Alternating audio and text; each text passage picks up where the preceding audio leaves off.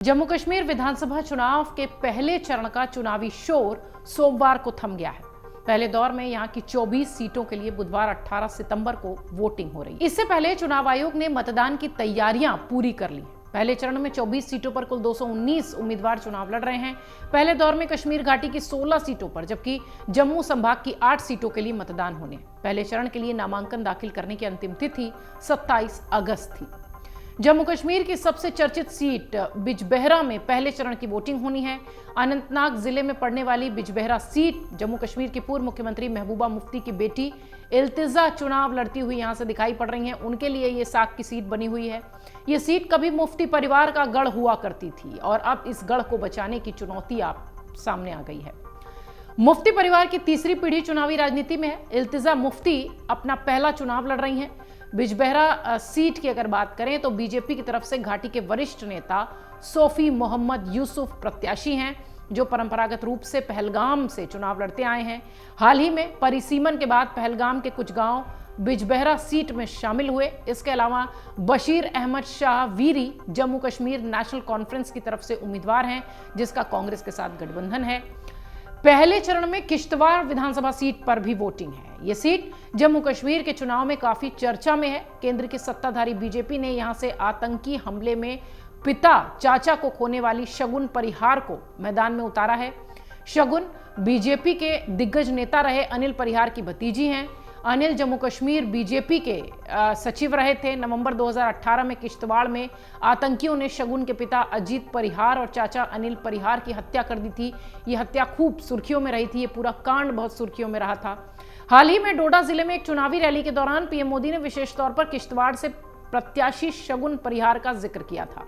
PM ने कहा था कि बीजेपी आतंकवाद के शिकार इस बेटी को टिकट दे रही है। बेटी शगुन सिर्फ पार्टी के उम्मीदवार नहीं बल्कि आतंकवाद को खत्म करने के लिए बीजेपी के इरादों की जीती जागती तस्वीर है। किश्तवाड़ सीट पर बीजेपी के शगुन परिहार का मुकाबला नेशनल कॉन्फ्रेंस के सज्जाद अहमद किचलू और पीडीपी के फिरदौस अहमद टाक से है। पिछले चुनाव में यहां बीजेपी के सुनील कुमार शर्मा को सफलता मिली है। सुनील ने नेशनल कॉन्फ्रेंस के प्रत्याशी सज्जाद अहमद किचलू को हराया था तकरीबन 3000 के आसपास के वोट से। दक्षिण कश्मीर की अगर बात करें तो अनंतनाग जिले की डूरू सीट पर भी वोटिंग है। इस सीट में अखिल भारतीय कांग्रेस कमेटी के महासचिव और जम्मू कश्मीर प्रदेश कांग्रेस कमेटी के पूर्व अध्यक्ष गुलाम अहमद मीर चुनाव लड़ रहे हैं। मीर डूरू सीट से 2 बार विधायक रह चुके हैं। कांग्रेस नेता राहुल गांधी ने डूरू से ही जम्मू कश्मीर में चुनावी अभियान की शुरुआत की है। इस सीट पर गुलाम अहमद मीर के सामने पीडीपी के मोहम्मद अशरफ मलिक उतर रहे हैं। पिछले चुनाव में यहां पीडीपी के सैयद फारूक अहमद अद्राबी जो हैं उनको सफलता मिली थी। अद्राबी को कांग्रेस के प्रत्याशी गुलाम अहमद मीर के सामने 161 वोटों से ही जीत मिली थी।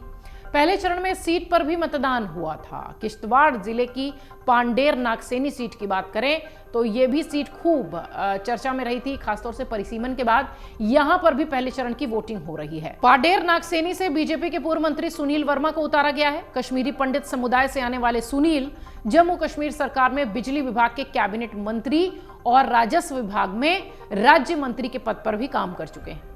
पाडेर नागसैनी सीट पर सुनील के सामने नेशनल कॉन्फ्रेंस की पूजा ठाकुर और पीडीपी के संदेश कुमार हैं। पुलवामा अक्सर सुर्खियों में रहने वाली सीट, पुलवामा विधानसभा सीट पर भी पहले चरण में ही वोटिंग है। पुलवामा सीट से पीडीपी ने युवा नेता वाहिद उर रहमान पारा को मैदान में उतारा है। पारा ने श्रीनगर से लोकसभा चुनाव लड़ा था, लेकिन वो नेशनल कॉन्फ्रेंस से चुनाव हार गए थे। पारा का मुकाबला नेशनल कॉन्फ्रेंस के मोहम्मद खलील बंद से है। पीडीपी के संस्थापक सदस्यों में से एक मोहम्मद खलील बंद 2019 में पार्टी से इस्तीफा देकर नेशनल कॉन्फ्रेंस में शामिल हुए थे।